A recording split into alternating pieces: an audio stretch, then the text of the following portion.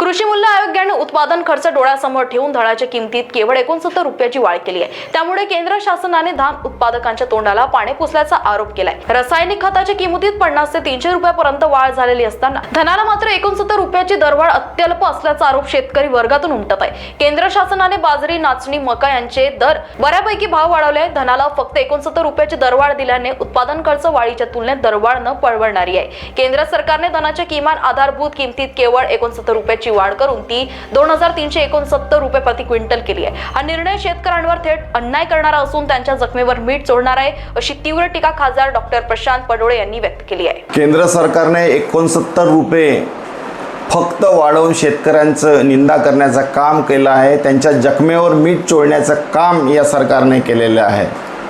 आमची मागणी आहे, स्वामीनाथन आयोगानुसार धानावर 50% नफा हा दिला पाहिजे।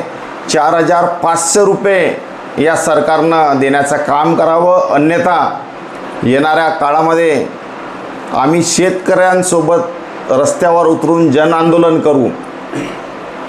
दुसरीकडे औषधी, डिझेल, बियाणं यांचं रेट गगनचुंबी झालेला आहे आणि 69 रुपये वाढवून या सरकारनं दाखवलेलं आहे का हे कशी किसान विरोधी सरकार आहे। याच्याकडे शेतकऱ्यांकडे लक्ष देण्याचं काम या सरकारनं करावं, अन्यथा लवकरच आम्ही रस्त्यावर उतरून आंदोलन करू आणि या सरकारला यांची जागा दाखवून देऊ।